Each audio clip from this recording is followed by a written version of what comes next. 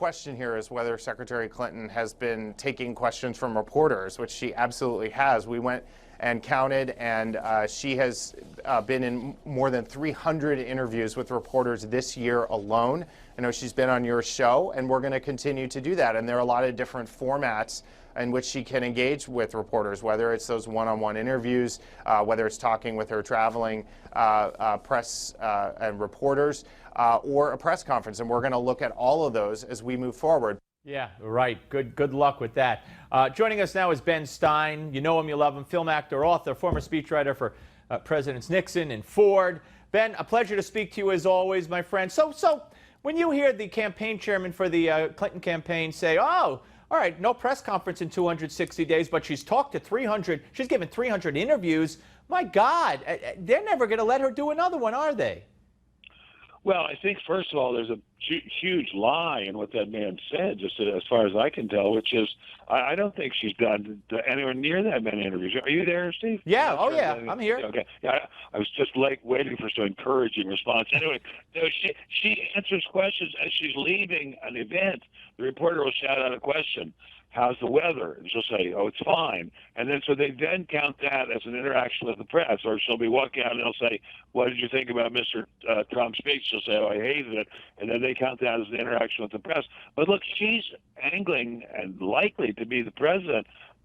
She's supposed to be very knowledgeable. Her big Trump card, one might say, playing against Trump, is that she has a great deal of experience and knowledge. Well, let's see it on display. Let's see what she knows. I mean, let's see how smart she is. Look, even Mr. Nixon, my old boss and old pal, in the darkest days of Watergate, was taking press conferences and having press conferences with hundreds of reporters. Why? What is she afraid of? I mean, that's the question. She's afraid of something.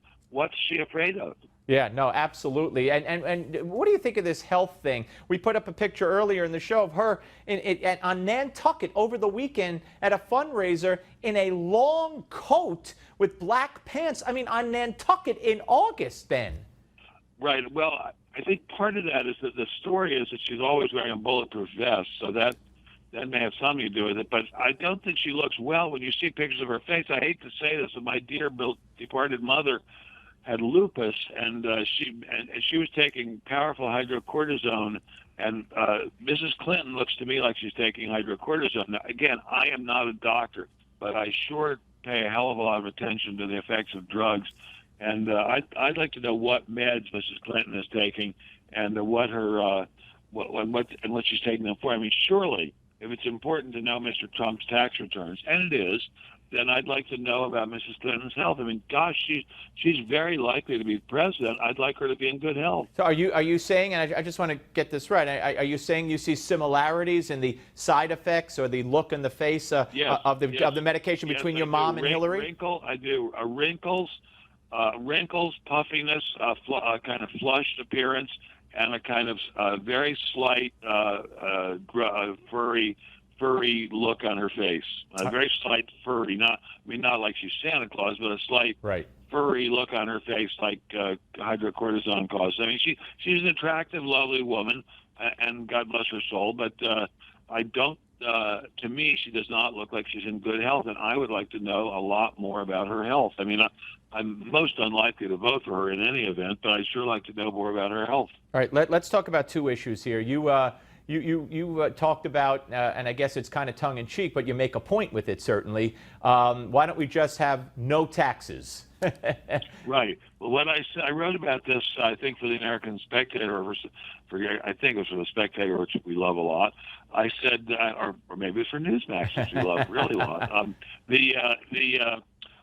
We're already paying for a very large part of our federal budget by just printing money. We don't tax, we don't tax enough, we just print money, and people accept it at full face value. And so why not just print money for the whole budget? I mean, why have tax at all? I mean, long ago, Bush 41 said, read my lips, no new taxes. Well, how about Ben Stein says, no tax at all, let's just print the money. Obviously, something big, huge is going on in the macroeconomic system so that we can print all the money we want and it doesn't cause inflation. So if that's true, which it is, and it is true, then let's just print the money and not have any taxes. Yeah, I love that. One more for you, Ben. You know, there's been reports there was a rocket fired from, or several from Gaza into Israel. Israel fired back.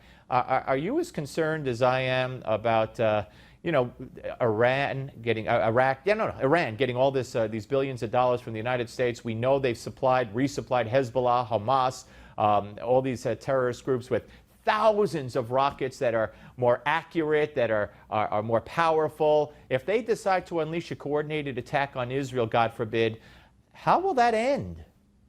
I don't know how it ends. You know, it's interesting, Steve. I was just online. It was one of the smartest men in the world. I think his name should be kept in confidence.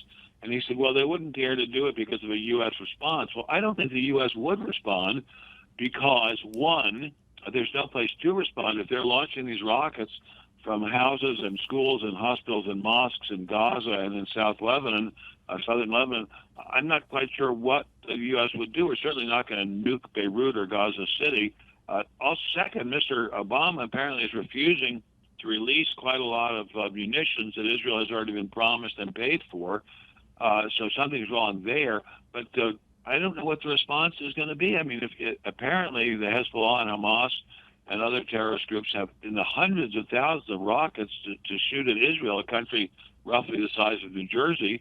So what on earth is Israel going to do? Yes, they can shoot down a lot of them. They have the best missile defense by far in the world. But what about, I mean, what if 10% get through? That's still thousands of missiles. Yeah, that's awful. And it's a very sad situation. And as I was saying to my very, very smart and brilliant friend, there's only been one president who ever stood up for Israel. Nixon. Said, look, we're just not going to let Israel get beat. That's Nixon, yep, right? Absolutely. Nixon did Only that, Nixon. And everybody should know it. Ben Stein, Yep. Great to talk to you, sir. Thank you so much. Great to talk to you, Steve. Take Thank you care. so much. Bye-bye. I always love talking to Ben Stein, and he's right. I mean, Nixon, when Golda Meir went to Nixon in order to have weaponry and munitions sent over to Israel, he made it happen literally overnight. He saved the state of Israel. And if more Jews would know that, maybe they might vote a little differently. Maybe they might look at Republicans a little differently. Because right now, Obama's going away present to Israel is going to be statehood for the terrorist Palestinians at the UN without the U.S. Vetoing that in the Security Council, and continuing to prop up Iran so they could try to destroy Israel. That's his going away, wink, wink, present to Benjamin Netanyahu and to the state of Israel. Obama's a disgrace, but hey, you know, he's got the golf club in his hand, so maybe he's a little confused with, between the flooding and Israel and all these things. He can't be bothered, just can't be bothered. All right, to the phones we go. 877-Newsmax, 877-639-7629. First up, Larry from Milford, Ohio. Hi, Larry. Hey, Steve, how are you? Good, how are you, sir? Fine. Say, I have a favor to ask of you. All right, I'll do my best, but I make no promises. Go ahead. Okay, right. There's so much, all the questions and the doubts around Hillary. I mean, there's so many things going on around here, and it's a major shotgun effect. And Lord knows there's enough smoke around her that you'd have to call out the National Forest Service to put her out. But is it possible for someone in the news media, and I know you're not news media, you're Newsmax, is it possible for someone in your business to make a good, detailed, chronological list of her transgressions? Well, I mean, look, Roger Stone has gone such a long way towards doing that. Peter Schweitzer with Clinton Cash has gone such a long way towards doing that. You know, you could Google Clinton scandals on the internet and get an accurate account of everything from, Whitewater and the first thing they did when they got to the White House in '92, firing the travel staff. Remember Travelgate? And then they had to hire them back. These were career people. who worked for president after president, and Hillary fired them all to put her cronies in, and then they had to it was ruled that it was a violation of law. She had to rehire the old ones. How about selling the Lincoln bedroom? I mean, all these things you haven't heard in years and years and years. Her first grand jury testimony about cattle futures and other things. I don't recall, I don't remember, I don't recall, I don't recall. I mean, there's a litany. There's a litany. This woman is up to it, up to here. But of course, everything is a right-wing conspiracy. She's done nothing. No, you know what you should do, Larry? I'll give you a homework assignment. Add up the number of people who have dealt with the Clintons that have been sent to jail or gotten in trouble. Okay? And you will find a long list. The others get in trouble, the others go to prison, but the Clintons always say, oh, I didn't do nothing. And it's amazing. It really is amazing. Just from Whitewater investigation alone, all the people that went to jail. Larry, I thank you very much. Mark, sorry we didn't get to you tonight. Try again tomorrow. We're here. We're live. We're taking your calls. No other network does that but Newsmax TV. And up next, my Newsmax colleague Miranda Khan with more on Trump's immigration stance.